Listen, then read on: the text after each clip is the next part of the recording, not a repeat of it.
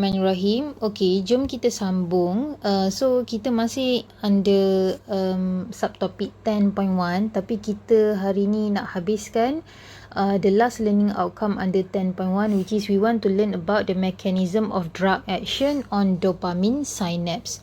Okay, drug yang kita nak cakap hari ni adalah cocaine. So I believe that all of you familiar with the name of the drug, but maybe not pretty sure what the drug can do to your body. Okay, and then kita nak tengok apa effect ataupun mechanism of cocaine action kepada dopamine synapse. Okay, before this kita dah belajar impulse transmission across synapse, tapi kita belajar ada satu neurotransmitter nama dia acetylcholine. Okay, tapi untuk kali ni kita nak belajar synapse juga, maksudnya action of cocaine tu terhadap synapse tapi melibatkan neurotransmitter yang lain, which is dalam kes ni neurotransmitter kita adalah dopamine. So do not confuse yourself with cocaine and dopamine. So cocaine once again is a drug, dopamine is a neurotransmitter. Tapi dopamine ni dia ada lagi satu function dia, which is dopamine boleh juga menjadi hormon. Okay, so dia either hormon ataupun neurotransmitter. Okay, jom kita tengok jap. Dopamine is a neurotransmitter and also a hormone that plays a role in brain reward system. Okay, so brain kita dia ada reward system dia, which is kita boleh rasa happy, pleasure, okay, satisfaction, berpuas hati. Itu semua ada kaitan dengan dopamine lah. Selain daripada dopamine menjadi chemical messenger in terms of neurotransmitter, dia boleh juga menjadi hormon. Okay, and then dopamine is also known as a feel good hormone.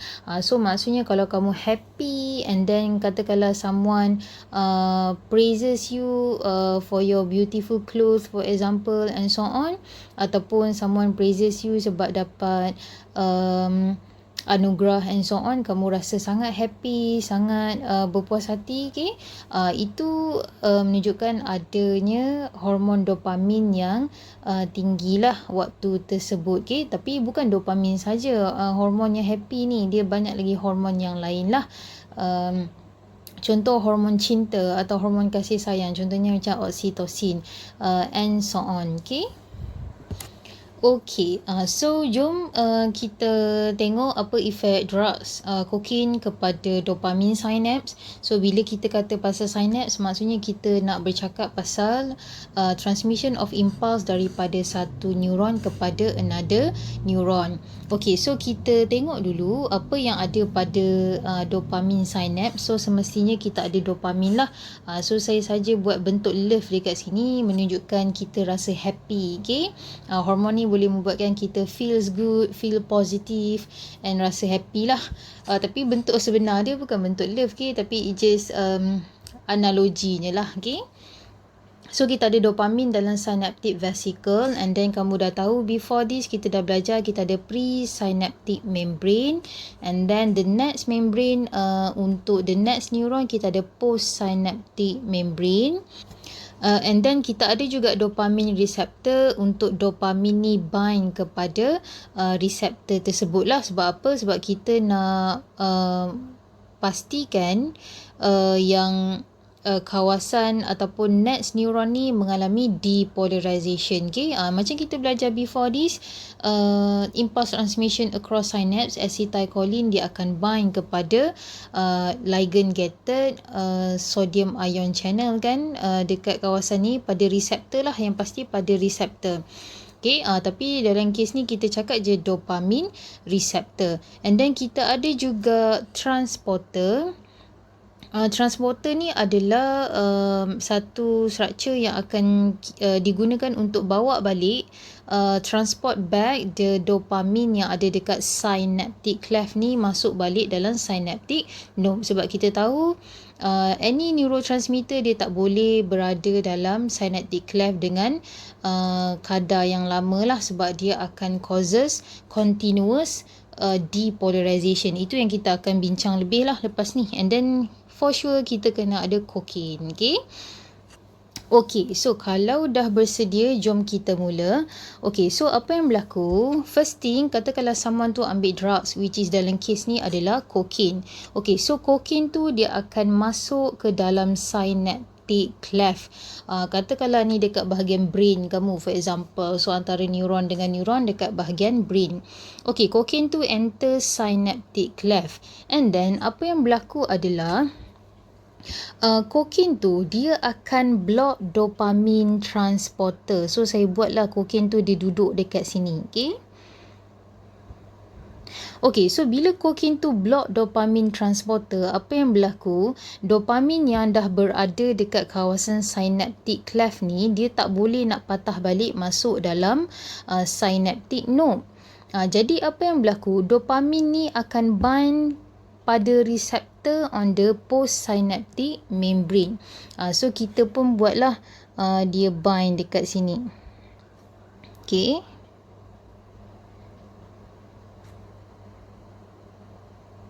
Okay, jadi bila dopamin dah bind pada reseptor on the postsynaptic membrane, apa yang berlaku adalah dopamin ni dia akan menyebabkan postsynaptic membrane ni depolarize continuously. Sebab kita tahu dopamin ni function dia untuk impulse transmission chemically kan.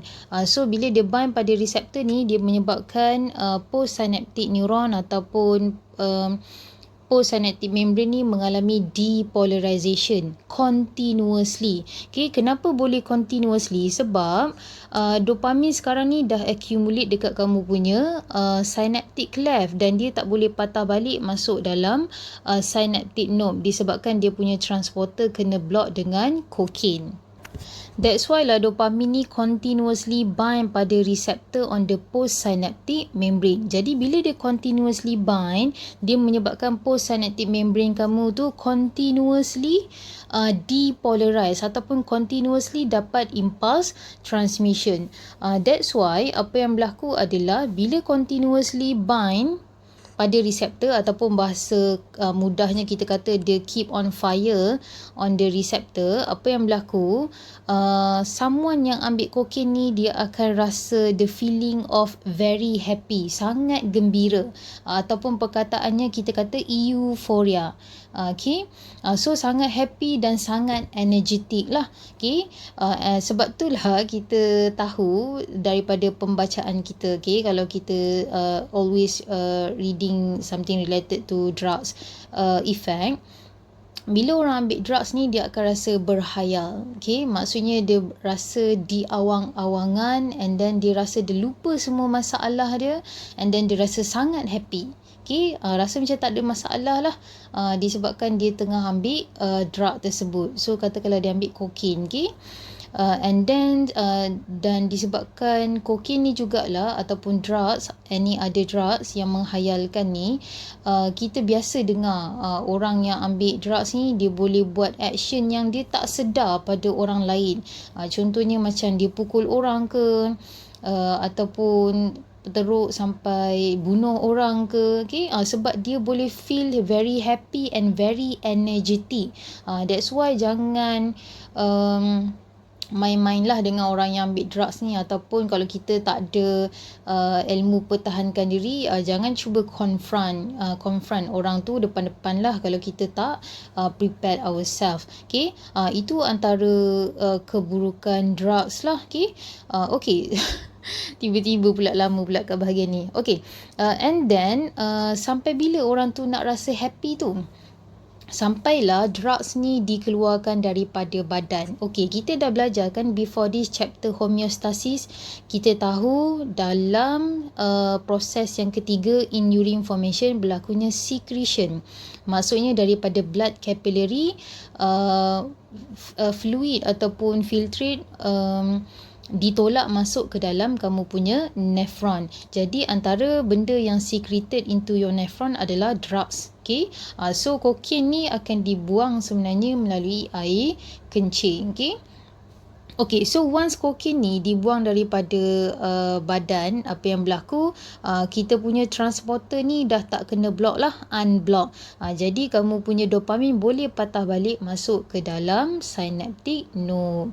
Okay, so sebab tu lah orang yang dah ambil drugs ni, once drugs tu dia dah keluarkan daripada badan melalui air kencing, dia akan mula sedar balik dia di alam realiti, and then dia mula fikir balik masalah yang dia hadapi lah. Okay, sebab tu lah kita kata drugs ni dia bukanlah penyelesaian pun kepada apa-apa masalah yang kita hadapi lah.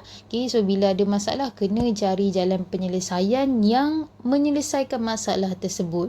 Kalau in terms of temporary, ambil drugs ni is not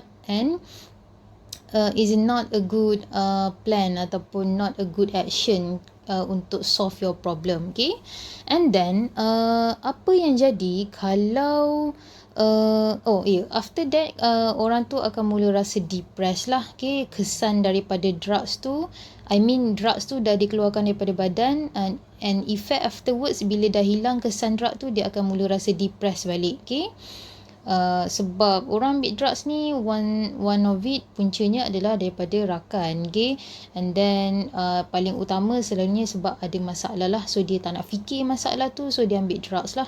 Okay, tapi tak membantulah, once kamu realize balik kamu in the real world, masalah tu still ada. Okay, sis persist.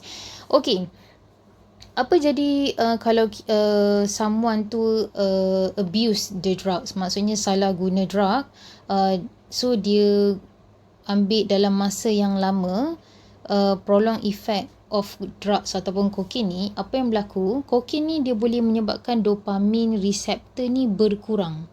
Okay, jadi katakanlah daripada 3 ni kita buang 2.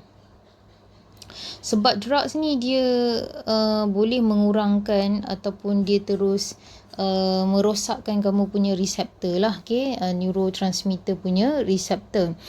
So apa yang berlaku bila drugs tu, cocaine ni dia mengurangkan reseptor dekat kawasan postsynaptic membrane, katakanlah tinggal satu sahaja reseptor, jadi dopamin tu dia boleh bind tak banyak lah dekat kawasan postsynaptic membrane kamu tu.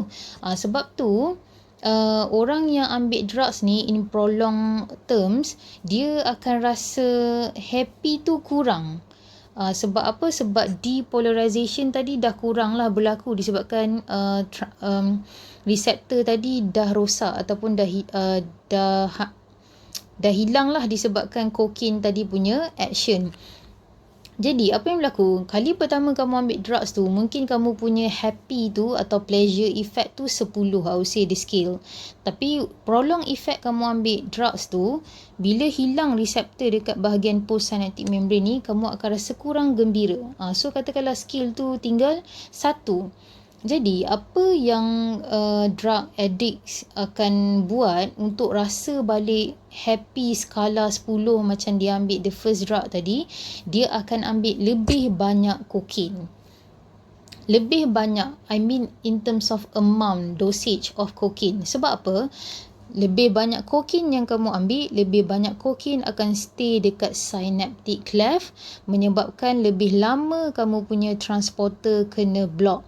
Jadi bila lebih lama transporter kena block, lebih lama lah dopamin stay dekat synaptic cleft and keep on bind pada receptor and causes depolarization of postsynaptic membrane. Okay, so that's why lah orang yang ambil drug untuk rasa balik gembira macam the first time dia ambil drug, dia akan ambil lebih banyak amount of drug. Okay, and then apa lagi kalau prolong effect kamu ambil drugs ni, maksudnya actually dia akan merosakkan segala sistem badan kamu, dan sampai satu tahap kalau dia kena AIDS infection for example,